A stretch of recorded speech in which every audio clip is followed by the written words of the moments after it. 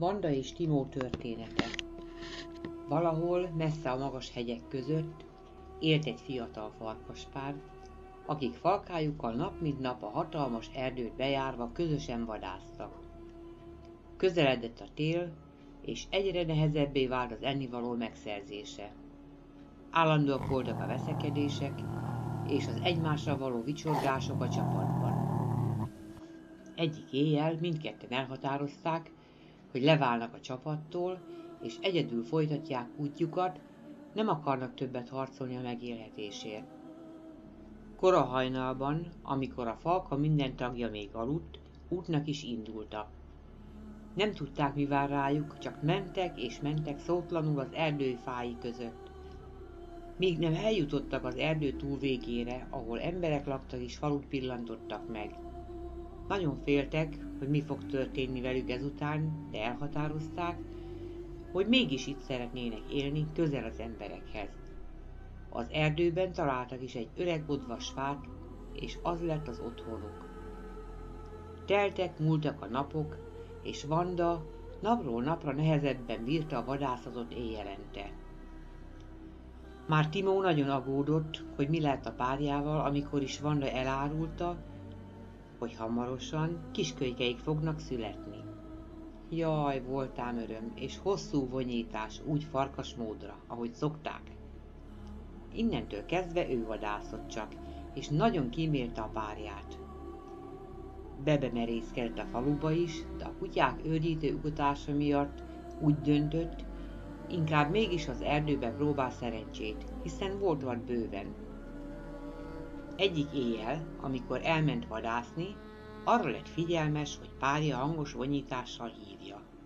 Először nem is gondolt semmire, hiszen máskor is volt már ilyen, de most mégis úgy döntött, inkább visszamegy hozzá. Ahogy odaért a fához, furcsa zajokat hallott bentről az odóból. Gyorsan bement, és akkor látta csak, hogy megszülettek a kiskölykök, akik anyjuk hasához bújva jóízűen lapmároznak. Örömében azt sem tudta, melyiket szimatolja és nyalogassa meg. Egész éjjel lesevette róluk a szemét, és már kora hajnalban elment vadászni, ami nagyon sikeres volt, és így mindketten jól laktak. A kiskölykök gyorsan nőttek, és kimeríthetetlenül hanzúroztak egész nap a fák között. Nagyon szerették az erdőt, és a sok érdekességet, ami körülvette őket. Minden újdonság volt számukra, és minden bokrot fűszálat megszimatoltak.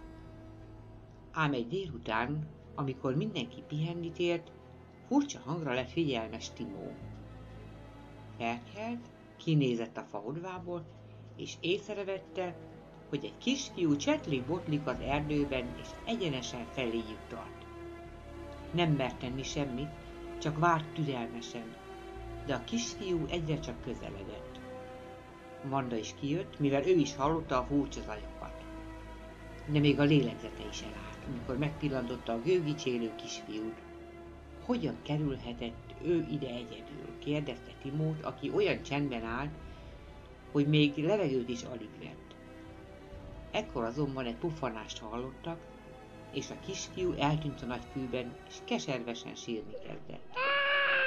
Timó úgy döntött, közelebb megy hozzá.